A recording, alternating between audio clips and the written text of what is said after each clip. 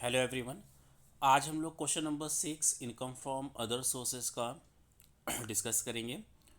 Income from other sources आपका incomes का last और फिफ्थ हेड होता है और ये रेसिडुअल हेड है। मीन्स जो भी रिमेनिंग इनकम्स होती हैं, जो इनकम फ्रॉम सैलरीज में इनकम शो नहीं होती हैं, जो इनकम हाउस प्रॉपर्टी से रिलेटेड नहीं होती हैं, जो इनकम इनकम फ्रॉम बिजनेस का पार्ट नहीं है और जो income income from capital gain का पार्ट नहीं है, वो सारी इनकम्स आपकी इनकम फ्रॉम अदर सोर्सेज में शो की जाती हैं, जिसमें मेन होता है इंटरेस्ट रिसीव्ड, डिविडेंड रिसीव्ड और जो कैजुअल इनकम्स होती है, लॉटरी इनकम होती है, वो सारी इनकम्स आपकी इनकम फ्रॉम अदर सोर्सेज में शो की जाती है।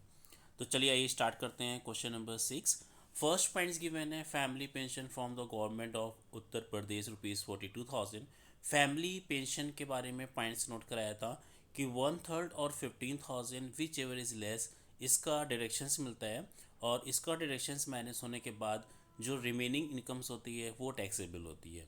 तो मीन्स 42,000 और इसका 1/3 हम कैलकुलेट करेंगे तो आएगा 14,000। मीन्स 1/3 और 15,000 विच एवर इज़ लेस, तो 14,000 लेस है। 42,000 से 14,000 माइनस करने के बाद जो रिमेनिंग इनकम होगी फैमिली पेंशन की वो टैक्सेबल हो जाएगी।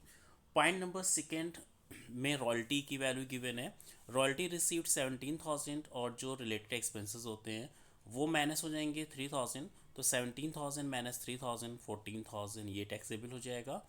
रेमरेशन जो रिसीव हुआ है 1,000, वो भी आपका इनकम फ्रॉम अदर सोर्सेज का पार्ट है, ये टैक्सेबल हो जाएगा। पॉइंट नंबर फोर्थ में आपको रेमरेशन मिला है एज एग्जामिनर्स 1800, ये टैक्सेबल हो जाएगा। और जो 75 रुपीज़ पोस्टेज का एक्सपेंसेस हुआ है बट वो आपका रीइम्बर्स हो जाएगा यूनिवर्सिटी से, तो उसका कोई ट्रीटमेंट नहीं होगा। 1,800 खाली आपका टैक्सेबल हो जाएगा।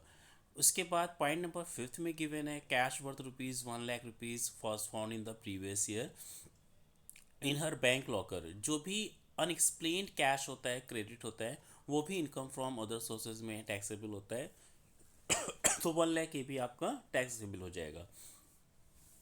Interest credited to her saving bank on Allahabad bank ₹800, ये भी आपकी टैक्सेबल वैल्यू हो जाएगी। तो देखिए इस तरह से सॉल्व किया गया। फैमिली पेंशन 42,000 जैसे पहले बताया था।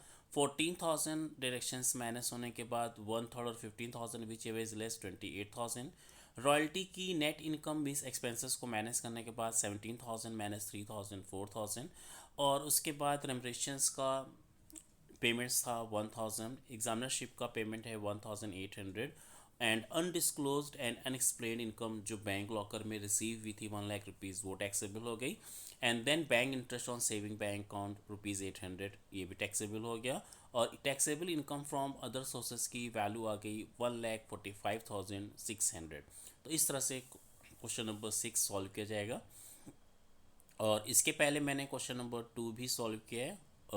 ये दोनों वीडियो अच्छे से देख लीजिए जिससे इनकम फ्रॉम अदर सोर्सेज आपको अच्छे से क्लियर हो सके। Okay bye, have a nice day.